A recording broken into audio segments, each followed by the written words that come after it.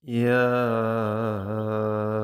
أيها الذين آمنوا اتقوا الله ولا تموتن إلا وأنتم مسلمون.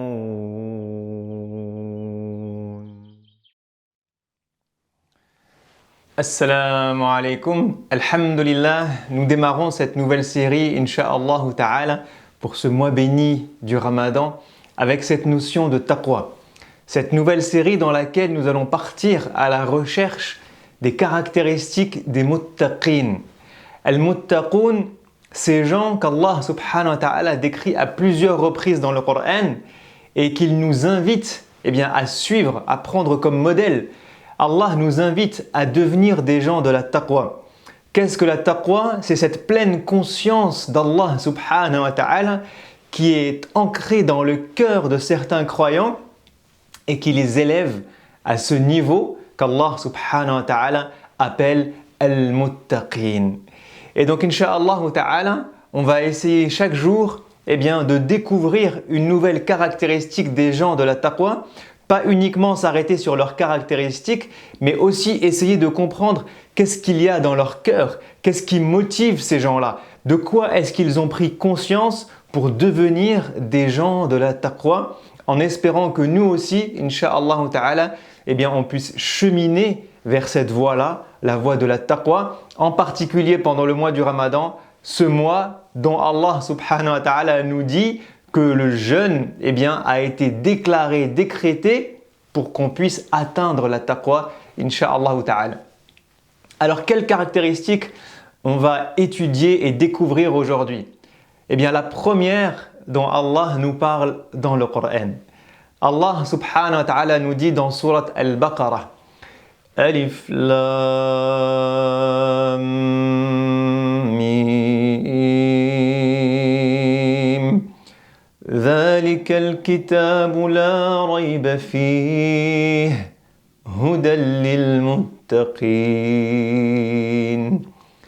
Allah subhanahu wa ta'ala démarre sa parole dans Surat Al-Baqarah par Alif Lam Mim ذلك الكتاب لا ريب فيه.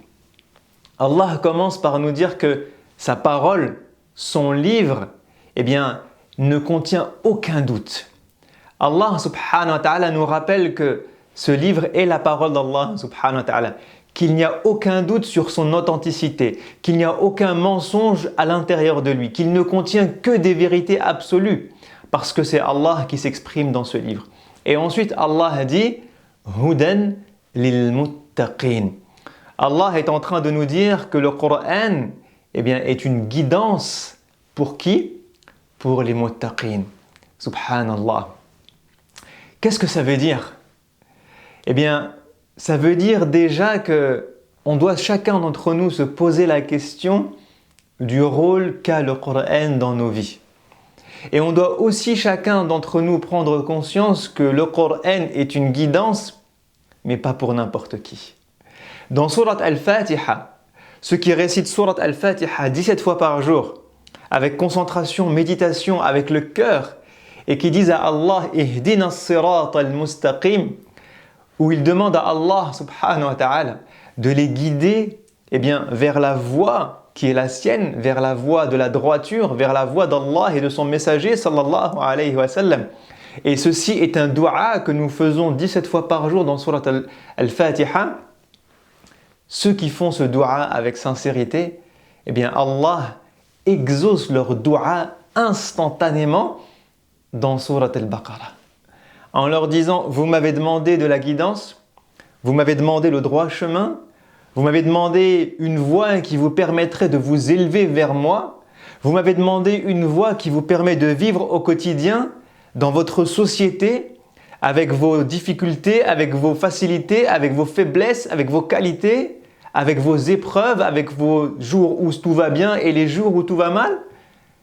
La voie du prophète sallallahu alayhi wa sallam, de votre messager, tout ça, vous le trouverez dans le Coran. Tout ça sera dans le Coran et ce Coran sera votre livre et il sera votre guidance. Mais à une condition, que vous soyez des gens de la taqwa. Parce que Allah dit « Hudal lil muttaqin ». Il est une guidance pour les gens de la taqwa. Alors maintenant, la question qu'on peut se poser, c'est pourquoi est-ce que les muttaqoun ont fait du Coran leur guidance? De quoi est-ce que ces gens ont la pleine conscience? Parce que, comme je le dis à chaque fois, la taqwa, c'est la pleine conscience de Dieu. Qu'est-ce qu'il y a comme pleine conscience dans leur cœur qui fait que ces gens-là ont fait du Coran une guidance? Et qui fait que nous aussi, si on essaie d'intégrer cette pleine conscience dans notre cœur, eh bien le Coran devient notre guidance. Quelle est leur recette?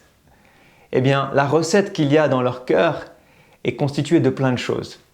Mais on pourrait prendre aujourd'hui certains éléments, Inch'Allah, qu'on va essayer d'introduire dans nos cœurs.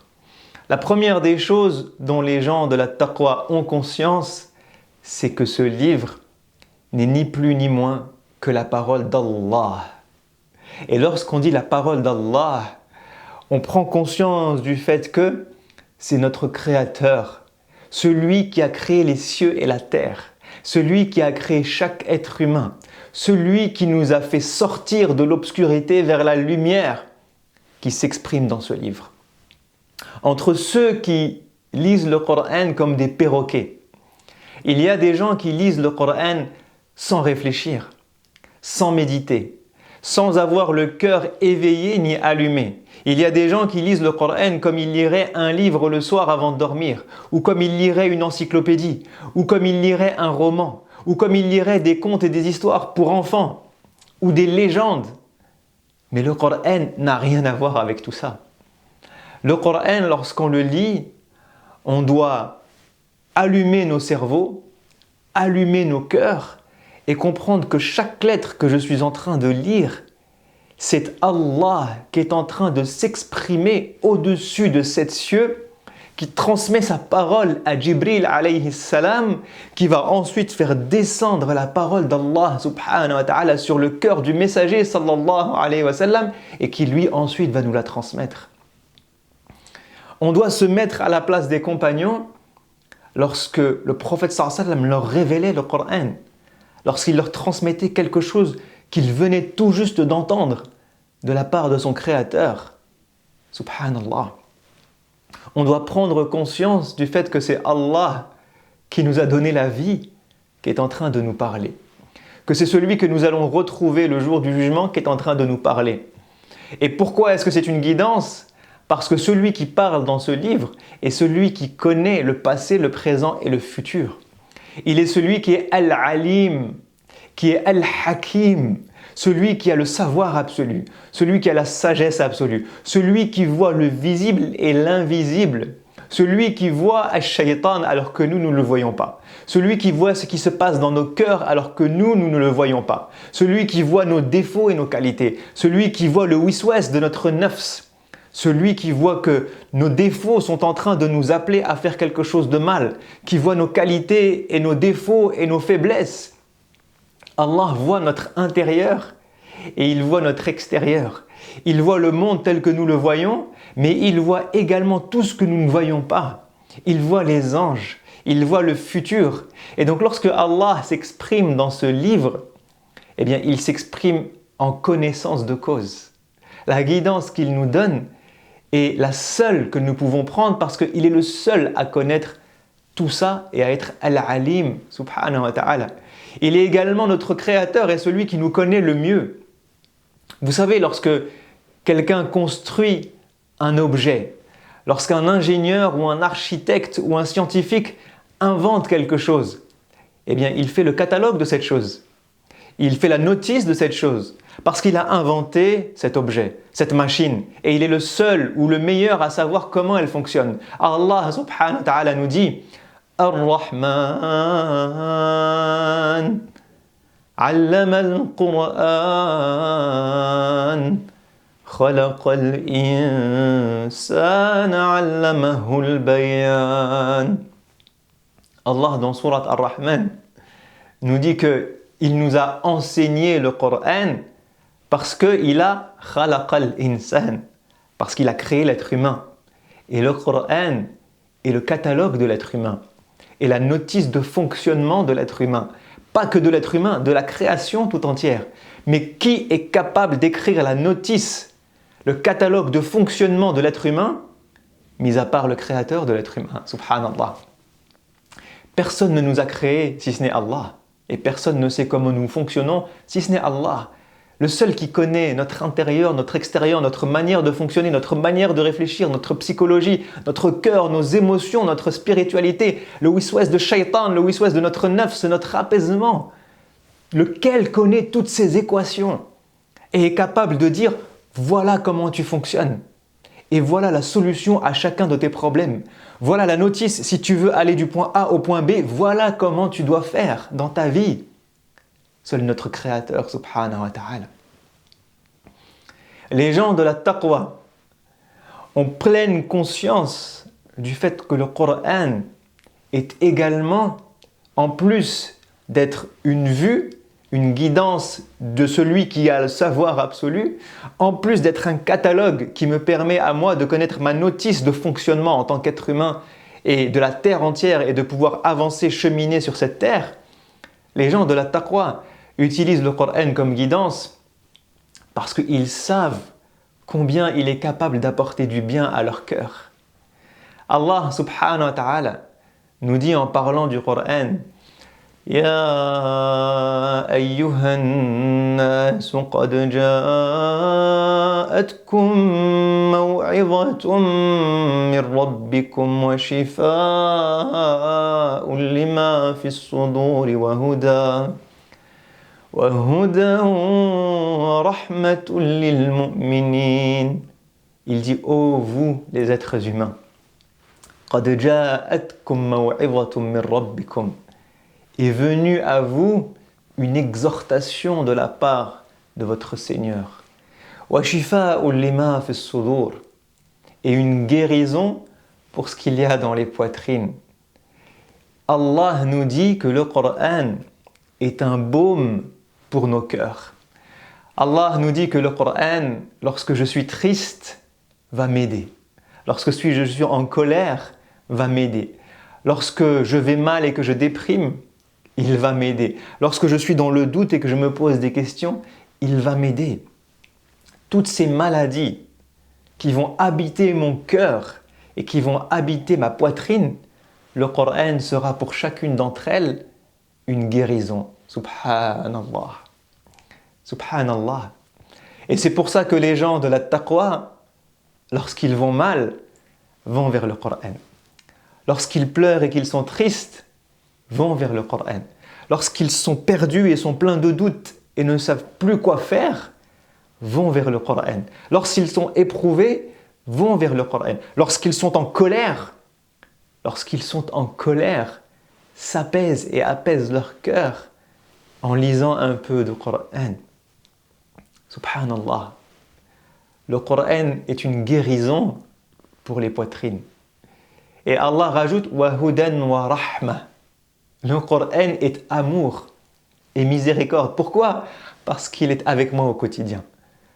Le Coran me donne de l'amour, il me donne de la proximité, il me donne de l'intimité avec Allah subhanahu wa ta'ala. Il me donne de l'introspection et de l'intimité avec moi-même et avec ma foi.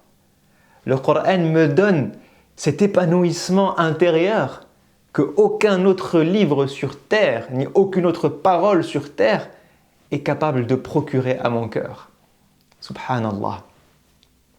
Et c'est pour cette raison que les gens de la taqwa vont vers le Coran. Et c'est pour cette raison que Allah nous dit « Hudal lil muttaqin » parce qu'ils ont conscience de la valeur du Coran. Ils ont conscience de toutes ses facettes. Ils ont conscience du fait que le Coran est Al-Furqan. تبارك الذي نزل الفرقان على عبده ليكون للعالمين نذيرا.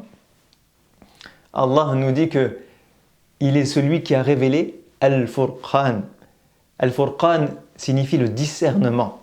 Le Coran permet de voir le bien et le mal, le vrai et le faux, la guidance et l'égarement, la bonne voie de la mauvaise voie, l'erreur et le péché de la bonne action qui va m'élever auprès d'Allah, Le Coran me permet de discerner entre tout ça lorsque je le lis. Subhanallah. Le Coran est un dhikr.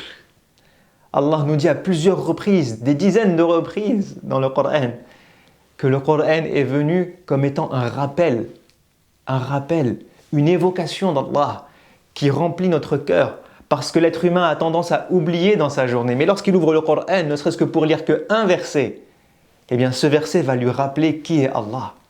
Ce verset va lui rappeler la mort. Ce verset va lui rappeler l'importance de ses parents. Ce verset va lui rappeler son rôle dans la société. Ce verset va lui rappeler le bon comportement. Ce verset va lui rappeler les mauvaises choses qu'il ne doit pas faire. La médisance, la calomnie, le vol, le mensonge, la turpitude. Ce verset va lui rappeler tout ce qu'il y a de bon et tout ce qu'il y a de mal. Ce verset va être un rappel pour son cœur qui va le réveiller dans sa journée. Quel que soit le verset dans lequel il tombe, il ouvre le Coran et il met son doigt sur un verset. Ce verset est un dhikr, est un rappel. Subhanallah. On pourrait parler des heures de la valeur du Coran. Mais ce que je voulais vous dire et m'inviter à faire personnellement, eh bien, c'est de prendre conscience, en particulier pendant ce mois du Ramadan, qui est non seulement le mois de la taqwa, mais aussi le mois du Coran. Prendre pleine conscience dans nos cœurs de la valeur de ce livre que nous avons entre les mains. Parce que wallahi, nous serons interrogés sur ce livre. Nous serons interrogés sur notre rapport au Coran. Nous serons interrogés sur nos méditations du Coran. Nous serons interrogés sur notre lecture du Coran. Nous serons interrogés sur la guidance du Coran que nous avons suivie ou que nous avons délaissée. Nous serons interrogés sur ce livre qu'Allah a fait descendre d'au-dessus de 7 cieux sur le cœur de son messager sallallahu alayhi wa sallam et qu'il a mis tant d'années et tant de sacrifices pour qu'il arrive jusqu'à nous des milliers d'années plus tard, intact. Nous serons interrogés sur ce miracle, sur ce cadeau, sur cette responsabilité qu'est le Coran. Et si nous voulons, ne serait-ce qu'un petit peu, devenir des gens de la taqwa, alors la première chose qu'Allah nous dit dans le Coran à propos d'eux, c'est « Hudal lil muttaqin ». Je ne peux pas dire « je suis parmi les muttaqin », mais je utilise tout, sauf le Coran, comme guidance. C'est impossible. Alors essayons de prendre conscience dans nos cœurs, d'avoir la pleine conscience de la valeur de la parole d'Allah. Et lorsque nos cœurs seront remplis de cette conscience de la valeur du Coran, alors naturellement, nous courrons vers le Coran. Et nous irons vers le Coran pour la guidance, pour la spiritualité, pour la foi, pour les questions, pour le réconfort, pour la tristesse, pour les émotions, pour l'élévation spirituelle. Nous irons naturellement vers le Coran une fois que nous aurons pris conscience de sa valeur. Je vous dis à la prochaine, Inch'Allah. Assalamu alaikum wa rahmatullahi wa barakatuhu. ذلك الكتاب لا ريب فيه هدى للمتقين